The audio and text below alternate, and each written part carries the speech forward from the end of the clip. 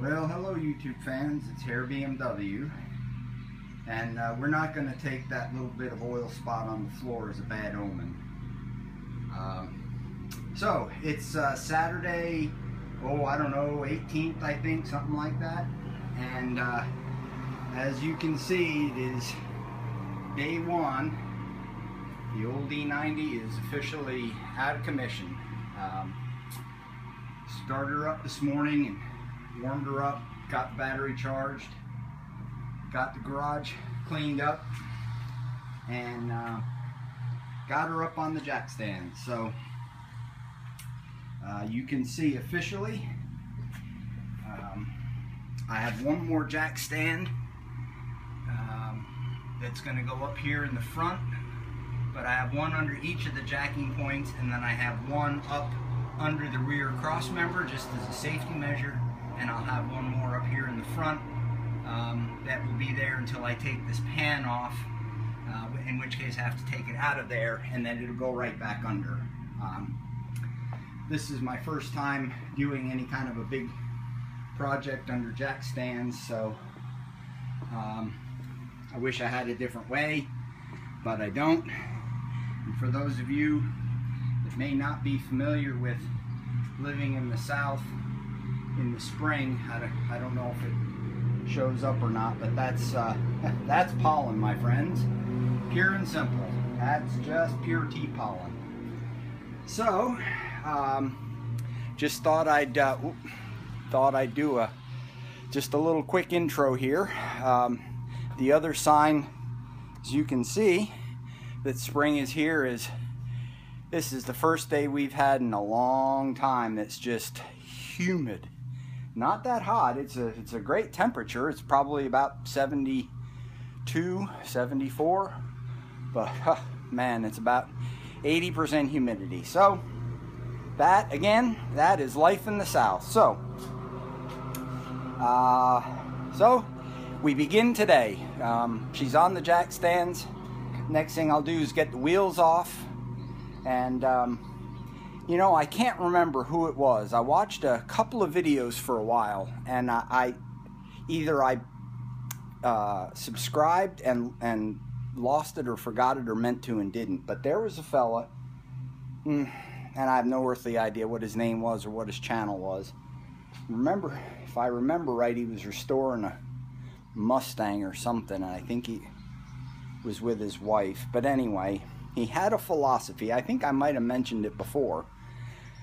But when he's restoring the car, as he's disassembling the car, he essentially restores, fixes, or buys all of the parts that he needs for that system when it goes back on. So rather than disassemble and then have to figure out what's what, for example, what I remember him doing was he disassembled the fuel system. So he took out the fuel tanks, fuel lines, fuel pump. Then he checks them over. If he's going to reuse them, he cleans them up and maybe repaints them.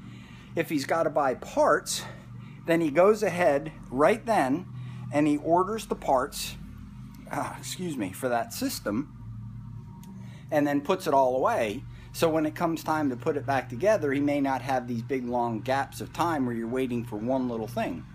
So I'm not necessarily going to use that exact plan, but I really like the idea of, for example, first thing that's got to come off the car are going to be the wheels. So I thought, well, that'd be a good time to take them out back and scrub them, clean them, put a little wax on them. And then put them where they're going to get stored, covered up, and they'll be done. They'll be ready to go. So, you know, maybe a modified version of what that fellow was doing, but so I noticed, and I'll show you more in detail, but when I was looking behind that tire just a few minutes ago back there, I noticed that there's a sleeve with a damper on the top that's, I think it's like a dust shield on the shock. Well, it's shot. It's just the rubber around the top's gone, and so, you know, it's just going to be a process of finding more and more of these things that, you know, that need to be fixed up. And you can see it's just filthy under here. the pollen and the dust, you know, as you probably know, well, it's not gonna light balance, but we have not dirt, but some sort of a crushed rock kind of a driveway, and it creates a mess. But that's the way it is. No big deal. So anyway, that's it. It's already 5 minutes, and all I've done is yak on and yak on. But that's kind of the nature of YouTube. So anyway, so the saga begins. I think probably you can see I'm trying to get the. Oh, here we go again. I'm trying to get the GoPro charged up, so got the backpack, wireless backpacks there, the camera's there, trying to get it all set up. I'm gonna give it one more ding dang shot, and if I can get it to work, then I'll use it as sort of a 2-camera deal, I think, because I still just really like the quality of my iPhone. I know it's kind of crazy, but and that little camera right there, I've just not had any luck with it, so I don't even remember what the crap everywhere. Yeah, that little Canon, and I don't know, maybe I just got a bad battery with it or something, I don't know. But anyway, neither here nor there. You need some pollen, folks? I got it. I'll send it to you by the pound. All right, that's it. I'll talk to you all again here soon. We'll catch up. All right, bye. Well, hello there, YouTube. It's Hair BMW. It's been a productive afternoon. You can see here's my stack of brand new rubber. And I'm embarrassed to show you what the backs of the wheels look like. Clearly, I didn't spend any time on them. So far, I got the inner fender liners out, got the big bottom pan out. We'll talk about that in a minute. Got the whole bumper off. My word, what a mess it is in here. But see, this is, strangely enough, this is all hidden, so you don't have any way to get to it, but you can now see how the headlight is very exposed, and I'm not entirely sure whether I yet need to remove it to polish it, but nevertheless, you can see on this one here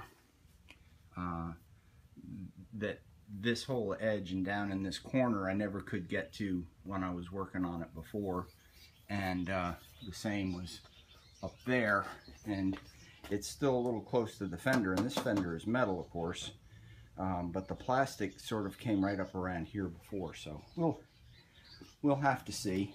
And trying to follow best practice and, you know, label all of my parts. These are the front grille, kidney grille pieces that I had repainted. These are actually chrome, and I had painted those. So it's always interesting to do some exploring when you're working on a car that is not, you know, you don't know the history of. I did understand that this car was initially a lease car and it came from Florida. So you can see that probably makes sense. I think I've got about 2 pounds of Florida sand, which leads me to a little bit of detective work. So this is the bottom of the front valance or the front bumper guard or whatever, and you know, anytime you have a BMW with sport suspension and the ground effects package like this has, you're going to be low to the ground. So I have always tried to be particularly careful of, you know, curbs and speed bumps and all those sorts of things, and until this little incident here, I had done pretty well. But I have suspected for a while that at some point in its life, this car has gone over or through or off-road in some manner. The Carfax on it was completely clean, so I don't, I'm not trying to imply somehow that it's had an accident, but my vision is somebody has a little too much to drink driving home from the country club and winds up in a sand trap kind of thing. So, so what are some of the things that lead me to that conclusion? And don't mind all of the oil and other mess that's on here, because that's a different issue, and that's something we'll get into.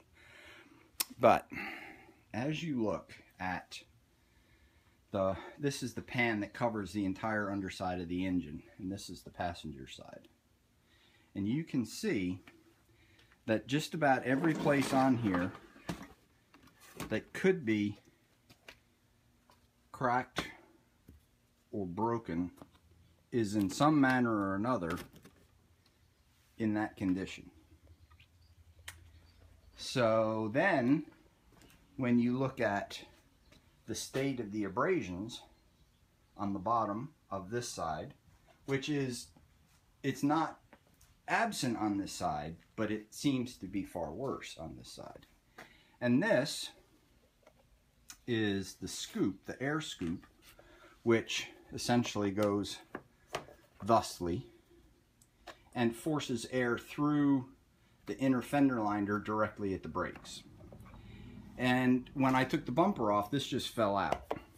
So it is broken in a number of places. It's got a big hole in it. And this is, again, passenger side. So I will never know what the real story is. And it isn't terribly important to know. But it is fun to a certain extent to speculate about what the possibilities are, and that's all we're doing right now. So it's about time to call on Mr. Sam Adams and get cleaned up in here and think about getting some dinner and formulating and cogitating for a plan. It is going to be interesting to see what's going on, because that is a lot of residue, and it looks to me like oil. We'll have to wait and see. But the good, well, I say the good news is well, I shouldn't say that.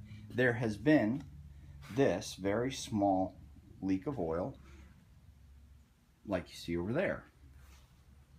And earlier in one of my videos, I think I showed when I replaced the plugs and coils and things, and I don't know that you can really see it down in there. But oh yeah, I think you can see it right there. That little bit of red right there is a new head gasket. No, I shouldn't say that. It's a valve cover gasket.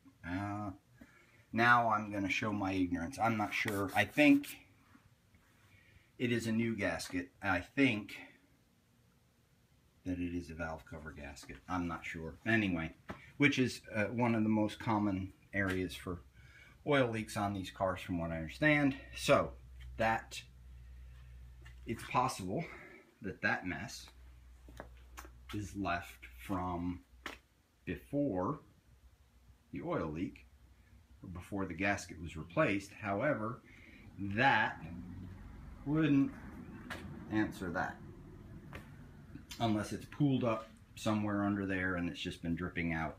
I wish that were the case, but I'm not sure.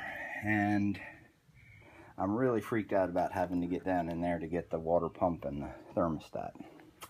So anyway, we're coming up on 8 minutes, so I think probably that's about all I can do for right now. But I thought I would give you a bit of an update. Got to sweep up, clean up, get things put away, and get these bigger parts in some bags, get them stowed in a tote, and yeah, I think that's about it. So we'll talk to y'all later.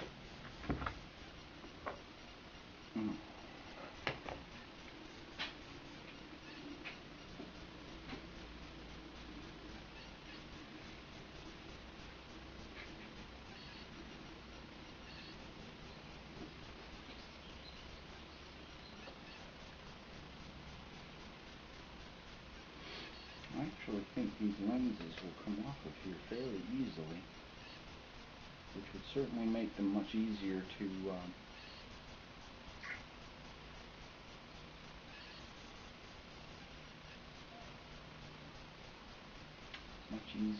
clean.